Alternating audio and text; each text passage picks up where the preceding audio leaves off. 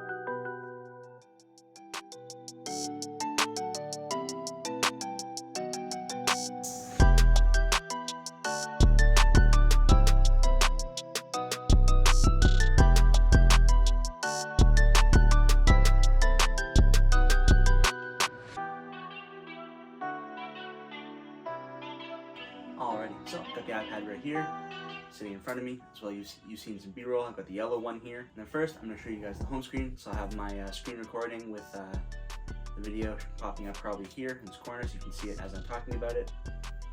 So this is what it looks like. You can see pretty basic iPad home screen. Got all my different apps: YouTube, YouTube Studio, Gmail, Calendar, Safari, a bunch of others, with some folders with all my entertainment, content creation stuff, utilities, and then some other random files. Next, let's check out some more stuff. Alrighty, so the next thing that I'm going to demonstrate is multitasking. So with this, you can do it in a few different ways. The first one is 2 apps in split screen, so I'll show you that first. Yeah, say I want to check the weather for a certain place, I can just pull it up in the Apple Weather app. And then say I want to read about that place on Safari, I can go split view or slide over. So for this, I'm going to choose split view, open Safari. And so now I'm reading about Austin, Texas, and checking the weather for Austin, Texas at the same time. Super handy. You can do this with all kinds of different apps. Not all apps will support this, but you find out pretty quickly which ones do. I know all the Apple apps do, as well as lots of third-party apps.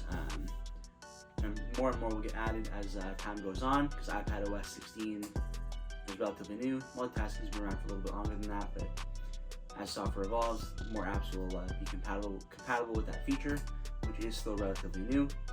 Yeah, so I can check the weather and scroll over here at the same time on Wikipedia. Super handy. Obviously, you can do a bunch of different things. With that, so pretty cool function. Next, let's talk about slide over. So for that, go like this and just have it floating, so I can swipe it away and pull it back out. Zoom in if I want to do that, or move it over. Yeah, so lots of different functionality with that. Next, let's talk about center stage. Alrighty, so the next feature that I'm going to demonstrate is center stage. So I have my screen recording going right now. You can see on the FaceTime app. So I'm not doing FaceTime right now, but I'm in the FaceTime app. And so say I move over here, you have to follow me. I move over here, it'll follow me here as well. Say I'm moving closer, it adjusts, and I move back. I want to lean back a bit or lean forward. It adjusts, which is pretty cool. And if you have multiple people in the frame, it'll zoom out to get everyone in the frame, which is pretty cool. I've tested this with I'm gonna say three other people all at the same time, and it worked totally fine. Got us all in the frame, and then one of us would lean forward to talk. It would zoom in, move up, or to the side. Pretty cool. It's doing different technology to kind of follow you, move around as you move. It's pretty accurate. Really cool feature. Say if I move my hand, it doesn't follow my hand, but it follows my face. It's pretty cool. So yeah, that's a little demo for center stage. Alright, so the next thing that I want to talk about is the cameras. So like I said, it's a 12 megapixel rear camera, as well as a landscape 12 megapixel ultra wide selfie camera. The rear camera can do 4K video, which is pretty nice. I will insert some samples with the cameras after this, but before we do that, let's go into the camera app. That's what the camera looks like. Put that down.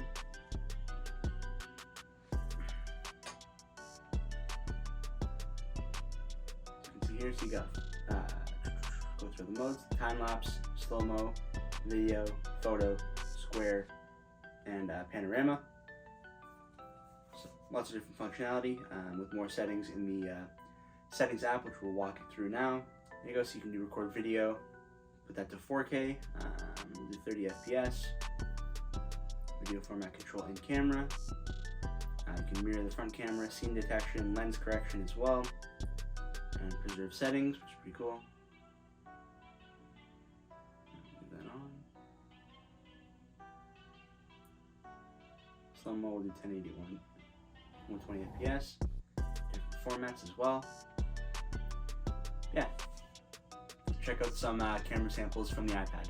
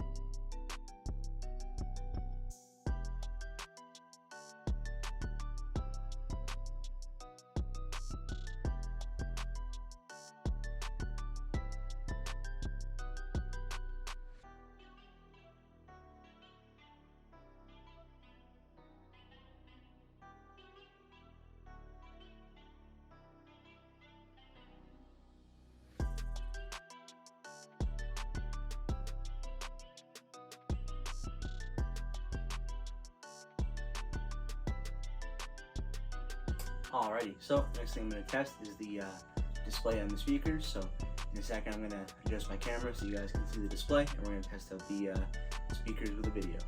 Let's do that now. Alrighty, so we're going to try this with my my vlog from when I saw Kendrick Lamar perform in August. Check out that video down below. I'll have it linked. Leave a comment. Let me know what you thought of that one as well. Subscribe if you haven't already. Without further ado, let's make sure the volume is cranked up. So with this one as well, the volume controls do change depending on the orientation of the iPad, which is pretty cool. So because it's this way, volume goes up with the what would be the volume down button if the iPad was upright. And then you can see the selfie cameras right there as well, with center stage. See me, obviously. There I am. Let's hop into it. Let's get max volume.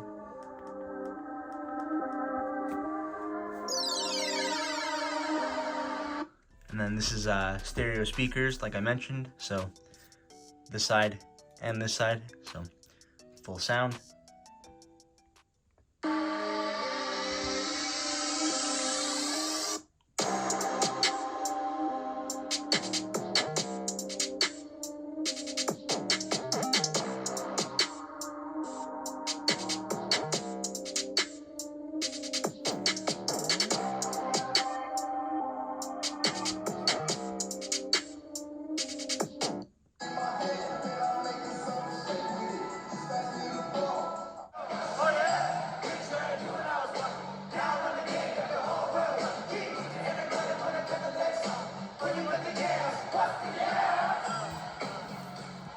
Yeah, so pretty good display, pretty good viewing angles as well.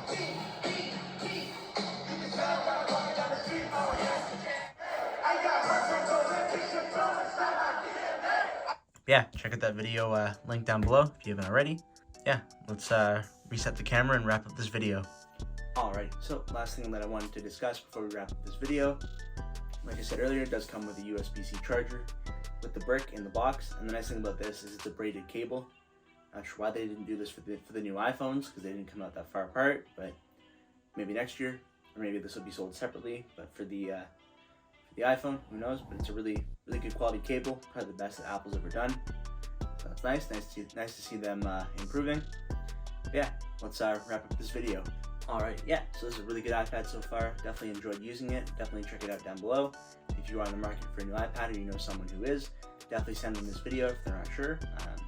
I definitely recommend this iPad. Camera's good for an iPad. Obviously, it's not going to be as good as an iPhone or any cell phone, like any modern flagship cell phone, but it's nice to have that option as well. You got slow-mo with 4K video, high frame rate for slow motion as well, 120 or 240 FPS, which I did test out.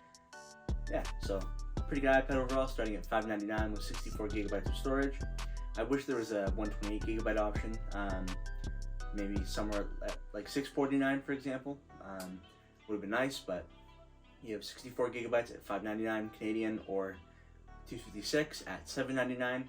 But pretty good solid iPad, more modern design, quad speakers, really solid. Definitely recommend it. Check it out down below. Thanks for watching. Subscribe if you haven't already. Leave a like on this video. Comment down below what you thought. If you have an iPad, let me know which one that you use. Yeah, thanks again for watching. I'll be back for more soon. Peace.